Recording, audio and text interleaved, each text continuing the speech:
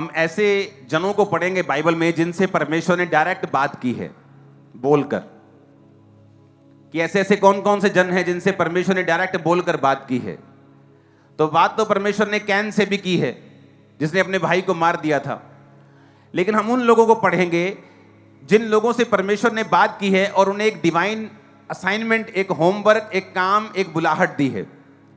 फिर उन लोगों से परमेश्वर ने बात क्यों की है, क्या खासियत थी उन लोगों में? क्या वो आसमान से चुने हुए लोग थे? क्या पहले से चुने हुए लोग थे? क्या पहले से ही ऐसे चुना गया था जब वो पैदा हुए कि इनसे मैं बात करूंगा?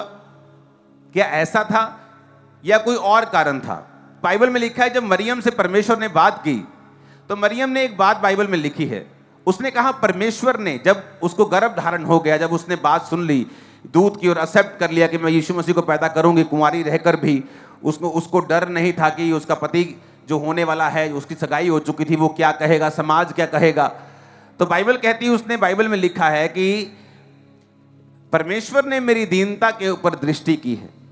तो मरियम ने उन वचनों में बताया है कि उसकी लाइफ में ऐसा क्या था कि परमेश्वर ने उसको चुना धरती ऊपर कि उसके द्वारा प्रभु यीशु मसीह का जन्म हो। पहली बात थी कि वो कुंवारी, असली कुंवारी थी, नाम की कुंवारी नहीं थी। उसने, बाइबल कहती, कभी भी किसी पुरुष के साथ कोई संबंध नहीं बनाया था। सेकंड, वो दीन थी। लिखा परमेश्वर ने, उसने लिखा कि परमेश्वर ने मेरी दीनता के ऊपर दृष्टि की है। अगर हम एलिया को देखें तो उसकी कोई सी बैकग्राउंड का जिक्र नहीं है। नहीं बताया गया उसका माँ कौन था, नहीं बताया गया उसका पिता कौन था, उसका भाई कौन था, वो कहाँ से आया था। अभी तो जब वो एलिया नजर आया तब तो उसके आई थिंक बाल उड़ चुके थे, वो एक यंग भी नहीं था, आई थिंक यंग उम्र को भी पार कर चुका था। तो एलिया एक ऐसा मनुष्य एकदम से अपीयर होता है, एकदम से जाहिर होता है, ना उसकी बैकग्राउंड, ना माता, ना पिता, ना कोई क्या करता था, कौन सा बिजनेस करता था, कैसे प्रभु ने चुना, कुछ भी बताया, उसकी बैकग्राउंड नहीं बताई गई। लेकिन सीधा उसको राजा के सामने पेश कर दिया गया। उसने जब राजा से कहा, इज़राइल का परमेश्वर यहोवा जिसके सम्मुख में उपस्थित रहता हूं, तो ये उसका सीक्रेट था कि जिस परमेश्वर के सामने मैं उपस्थित रहता हूं।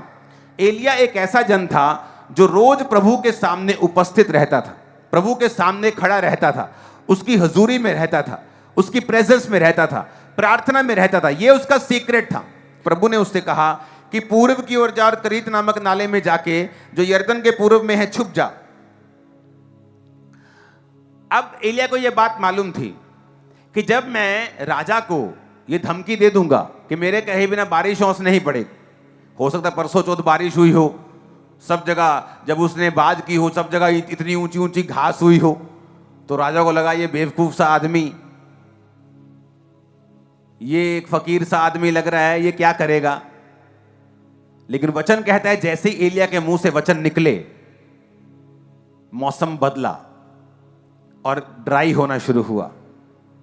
और परमेश्वर को मालूम था कि जब मौसम ड्राई होना शुरू होगा, राजा को गुस्सा आएगा और ये एलिया को ढूंढने के लिए लोगों को भेजेगा।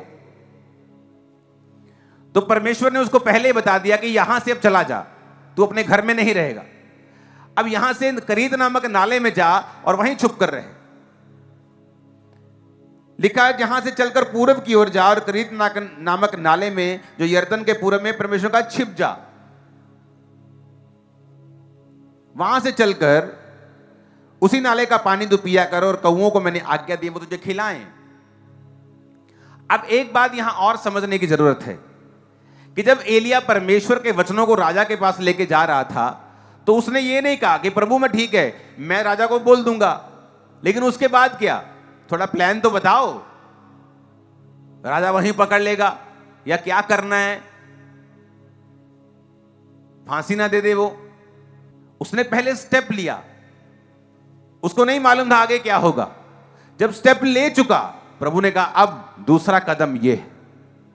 आप जब आत्मिक जीवन जीते हैं, परमेश्वर आपको एक कदम ही आपको मालूम होता है कि ये कदम मुझे मालूम है कि मुझे आत्मा में लेना है, आगे क्या करना है मुझे कुछ नहीं पता। अब्राहम अपने घर, अपने परिवार, अपने कुटुंब, अपने देश को छोड़ के, वो देश जो मैं तुम्हें दिखाऊंगा, चला जा।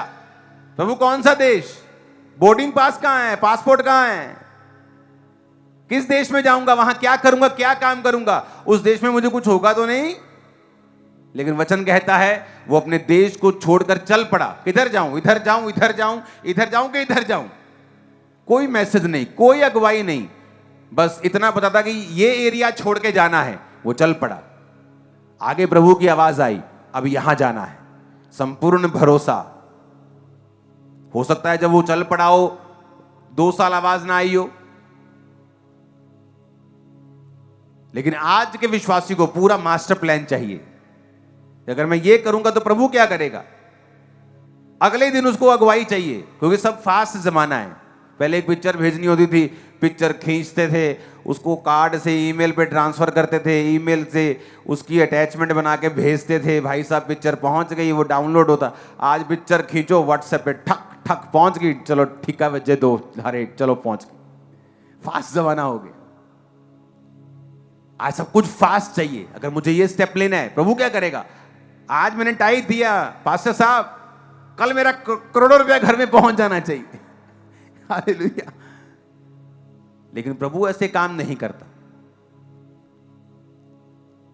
जो मैजिशियन होता है, जो जादूगर होता है, वो प्रभावित करने के लिए जादू करता है, लेकिन जीसस मैजिशियन नहीं।